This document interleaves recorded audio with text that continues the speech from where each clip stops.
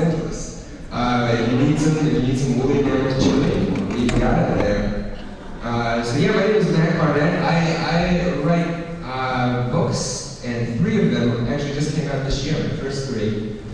This is the first one, called Billy Quitters and His Blue Whale Problem, which, as you can probably see from the cover, is based on a true story. This is the story of a kid who gets a blue whale as a pet, but it's a punishment. Here's Guess Again. This is a little guessing book. And this is a chapter book I just wrote. It's a mystery called The Brixton Brothers, The Case of Mistaken Identity. I'll tell you a little bit about these, but first I thought we'd start off and just get a little guessing going. Reading Guess Again. It's a good crowd. I can already tell you guys are expert guessers. Just some of the best guessers I've ever seen in this room. So we're going to just forge ahead here. We got a little poem, and at the end of it, feel free to shout out your names. He steals carrots from the neighbor's yard. His hair is soft, his teeth are hard, his floppy ears are long and funny. Can you guess who? That's right, my Grandpa Ned. Yeah, it's kind of like a bunny. I see why you guys went there. He's got a little soft white hair. And he gets into the neighbor's yard. And they call me, Ned, come get your grandpa. We got this one now. Who's on Captain Bluebeard's shoulder? Gold is gold, but that feather's golder. Got a guess? It's time to share it. It's Polly. She's the pirate's mother. Yeah, absolutely. It's Polly Bluebeard. She goes along with him on long pirate voyages. Because even pirates get lonely. That's just true. Education. Their fleece is warm and woolly white. And when you lie awake at night, count them, and you'll fall asleep. A guess? Why, that's a flock of abominable snow monsters. Yeah. And I don't know if they have these ever in Austin, but I used to see them out my window when I lie awake at night. Yeah, no, 6th Street. Okay, yeah.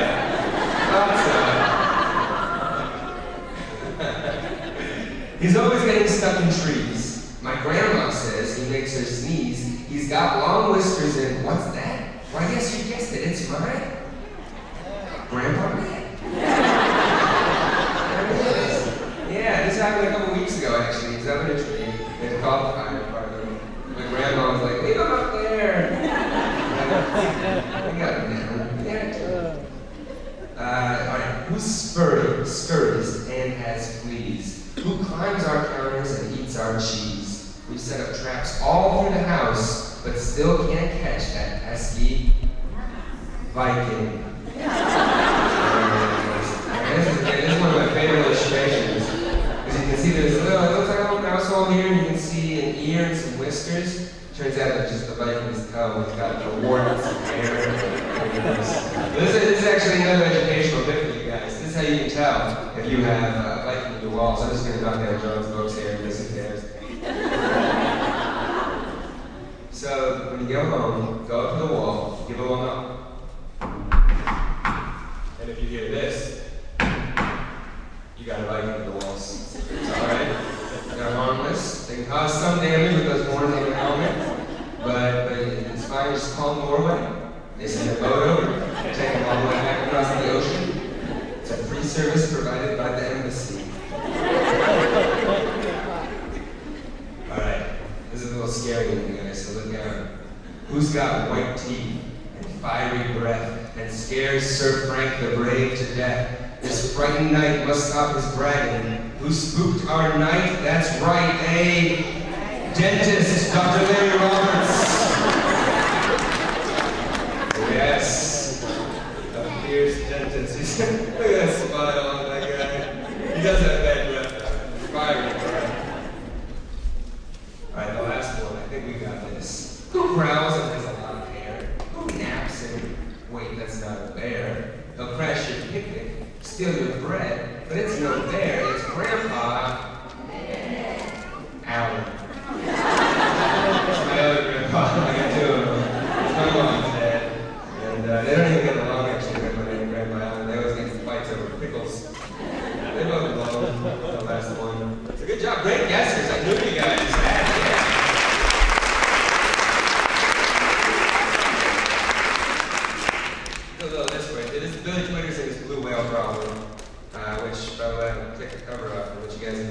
portrait. There's a secret cover underneath. There's a little address on the back. And there's an offer. If you send a self-addressed stamped envelope, we'll send you back a blue whale. A 30-day free trial. And if you're not satisfied, send it back to us. And this is we're serious, so send something in. You will not be disappointed. We might be a little disappointed. We'll do our best. All right. Mom says, Billy Twitters, clean up your room, or we're buying you a blue whale. She says, Billy, brush your teeth, and Billy, finish your baked peas, or we're buying you a blue whale. But I'm not worried. See, I know a thing or two about blue whales. I mean, they're the biggest animals in the world, ever. And it's not like you can just have one delivered to your house overnight. And there it is. This is a picture of a whale delivery, guys. For those of you who can't see it. It's a big crate delivered by Fed Up. They got a fire hydrant just going, hosing them down. The crate says, contents, whale. The next morning, I feel like something's watching me. And when I head out for school, I see, Mom, why is there a blue whale blocking our front door? Oh, that's not just any whale, Billy. That's your blue whale. And it's your responsibility to take him wherever you go. There's absolutely no way I'm taking this whale to school. Oh, no. He's put the whale on a skateboard, tied a rope to it, and he's pulling it behind him on his bike. He lives in San Francisco, lots of hills, hard city to own a blue whale. When I get to school, I try to hide my blue whale. But my teacher, Mr. Wembley, notices it. Oh my, he says, bless my barnacles. I mean, lean up pteromusculus. Oh, Billy, you must bring this fabulous creature into our classroom. This is not going well. Today, Mr. Wembley was supposed to show us a movie about cowboys, but instead he lectures about blue whales. Now listen up, kiddos. Did you know that instead of teeth, blue whales have baleen? It's like a giant cone that traps food inside their mouths, and it's made out of the same stuff as our fingernails. Gross, somebody says. And what about that cowboy movie, says someone else. This is your fault, Billy Twitters. Alexis Winters-Pierce, whose hair smells like tangerines, hands out party invitations right before recess. Hey Billy, she says, I'm having a pool party on Saturday. You should come. Oh, yes, great. I'll have to bring my blue whale along. That's not a problem, right? Your whale can't fit in my pool, Billy. You're uninvited. I told you it was a true story. Recess. Frank Runner taps me on the shoulder with a meaty finger. Frank always smells like corn chips, even when he hasn't been eating corn chips. Hey, Twitters, says Frank, that blue whale is the stupidest pet I've ever seen. Why don't you get a cool animal, like a dinosaur or something? Everyone on the playground laughs. This blue whale is better than a dinosaur, Frank. I mean, it can be underwater for an hour without taking a breath. And I don't think anything alive millions of years ago could do that. I can tell Frank is stumped. But then Toby Peel, the class know-it-all, speaks up. Actually, Billy, scientists believe that the plesiosaur could dive for 2 hours without surfacing for air. Well, and then, of course, there's the Carcharodon megalodon, a giant prehistoric shark that pretty much spent its entire life underwater. Yeah, says Frank. You forgot about the Carcharodon megalodon, didn't you, Twitters? On most days, Frank Runner locks Toby Peel in the girls' bathroom. But today he picks Toby first for his kickball team. Nobody picks me, or my whale. After school, the bus breaks down, and I'm trying to sneak my way past everybody when Mr. Whitbread, the bus driver, notices me. Hey, Billy, I'm having a little trouble here. Could you give these kids a ride on your whale? I'd rather not, I said. All aboard, says Mr. Whitbread. The kids get on my whale, and I get on my bike, but I haven't even pedaled out of the parking lot before I hear someone scream, and Mr. Whitbread says, stop this whale, call the fire department. Toby Peel is stuck in the blowhole. What happens? How was your day at school, my dad asks when I finally get home. Horrible, I tell tell him as I head upstairs. Now, not so fast, young man. You've got some responsibilities. Responsibilities, I say. That's right. According to the Blue Whale Owner's Manual, you have to wash your whale, wax your whale, and check your whale for barnacles. Wrestle your whale, race your whale, and take your whale to the park. It's almost dark when I finish, but just as I'm crawling into bed, Mom says, Billy, you've got a blue whale to feed. Now, it turns out blue whales don't eat baked bees, because I tried those. They eat krill, which are these tiny shrimp things they find like gulping 10,000-gallon mouthfuls of water. Dad, where can I find 10,000 gallons of seawater? My dad looks up from the television. Try the sea. The sea is cold. It's cold and wet, and it looks like it's trying to eat the dock. There's an old boat captain watching and grinning. Oh, hey there, he says. That's a lot of water for a wee boy like you. If I didn't know better, I'd say you were feeding a blue whale. He starts laughing. I don't find this joke very funny. And so here I am. Let me tell you this, the inside of a whale's mouth stinks. It smells the way sweaty gym socks smell when they haven't been washed for weeks. Unwashed, sweaty gym socks that have been worn by a fish. A sweaty fish. The stink is so bad that I'm considering running away to Montana, but then I realize, in here, nobody's telling me to wash my whale. In here, nobody's laughing at my whale. In here, there's plenty of room for a bed. So I moved in. Sometimes the only way to escape from the problems caused by your blue whale is to spend some time inside your blue whale. As long as I brush and floss and bathe in it a few times a day, it's a pretty pleasant place to be. And best of all, a room this big never looks messy. And that's the end.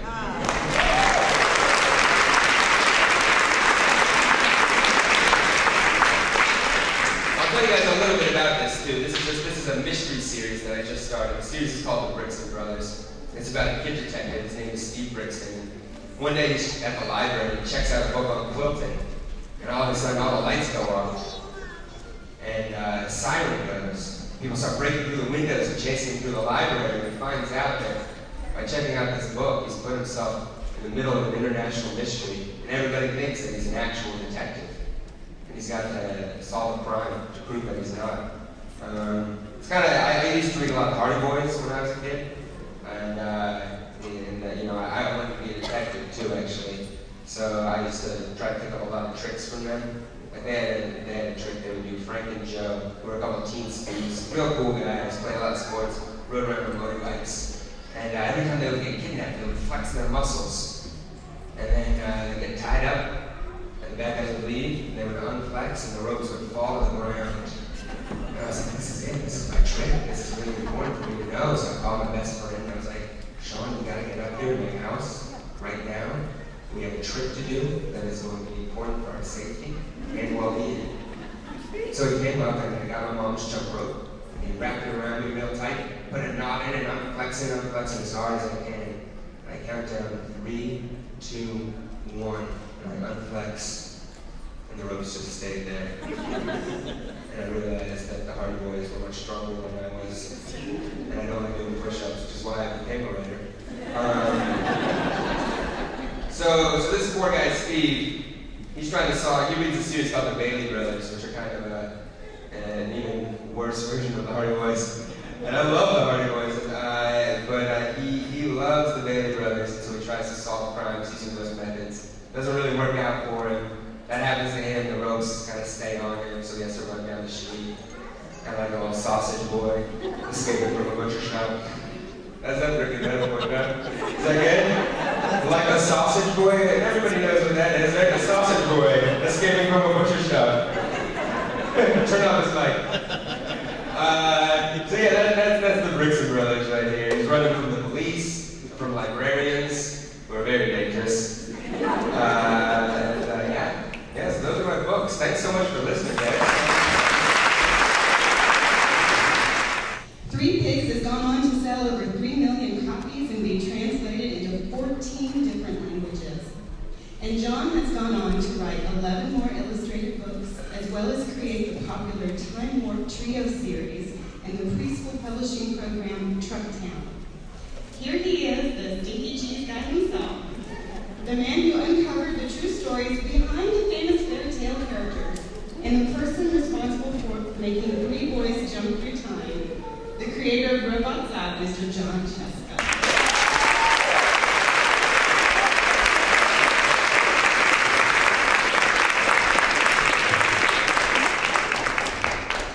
Wow, thanks for that stinky reception there. And you actually know too much about my life now. Now maybe I thought I might share a little bit more, because most people know, like, this was the first book I got published, The True Story of the 3 Little Pigs. Or in Dutch, it is known as Die Suiker was Up. Which just goes to show you, I think they just mess around when they translate things. And it did take forever to get that book published, because when I was sending it in, it took almost a whole year of getting rejected. And then when I got together with Lane, we got rejected a bunch more, because people just thought it was too demented. Which is a good thing I didn't show them too many of the signatures. And I wish I would have saved the rejections for this book, because we got some doozies. Usually when they reject you at a publishing house, they send a form letter, and it says, "Dear blank, this book is not quite right for us." And then they stamp a signature. I got handwritten letters. It said, "Dear Mr. Scieszka, don't ever send us anything again. These are not good for children." But I've been teaching 2nd grade for 3 years, so I knew how demented kids were. So I just kept sending it out and getting rejected. I didn't know any better. And this has some of my favorite stories in it, like The Princess and the Bowling Ball, which is a lot like The Princess and the Pea, except it's a bowling ball. The Really Ugly Duckling, who grows up to be just a really ugly duck.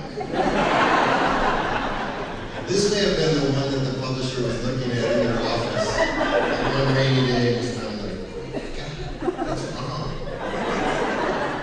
But once it's illustrated, it looks so much better, because here's like a really ugly duckling with the drool dripping off his beak. And then when he grows up, he's a really big duck with a really big hunk of drool dripping off his beak. But the signature story I actually owe to my daughter, who when she was little, her favorite story was The Gingerbread Man. And you know how when your kid loves a story, they want you to read that over and over and over and over and over and over and over and over and over and over again. So I think I got so sick of that story, I just had to do something. So I thought, what would happen if the lady ran out of gingerbread? She'd have to make them out of something else. Something like stinky cheese. Yeah. It's a plant. So, with 2 olives for eyes and a piece of bacon for a mouth, nobody would want to chase this guy.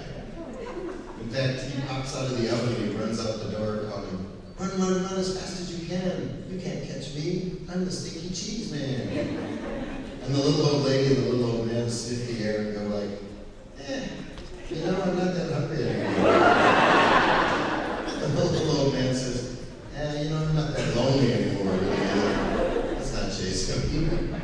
But he doesn't know. He runs along until he meets a cow eating grass in the field.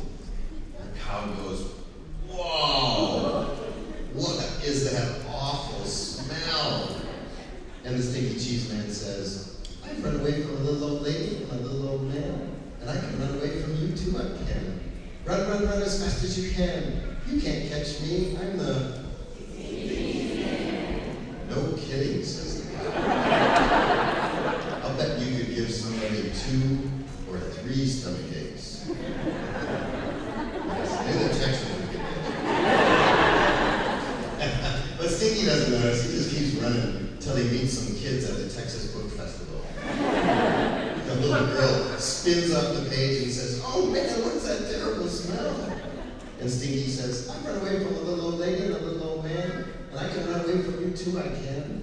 Run, run, run as fast as you can. You can't catch me. I'm the..." And with feeling, a little boy says, "Oh no, if we catch him, I'll bet the festival organizers will make us eat him. Let's get out of here." So they don't chase him either. And Stinky runs and runs till he comes to a river with no bridge. He says, how will I ever cross this river? It's too big to jump. And if I swim across, I'll just fall apart. But just then, the sly fox, who shows up in a lot of stories like this, poked his head out of the bushes. And he says, why, just hop on my back and I'll carry you across, Stinky Cheese Man. Stinky says, how do I know you won't eat me? Trust me, sir.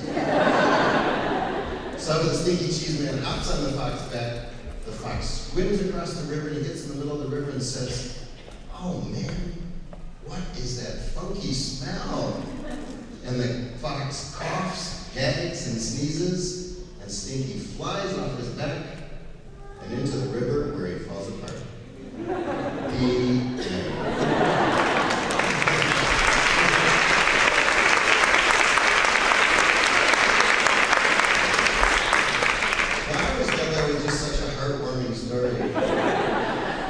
Well, the first question is like, what happened to your hair?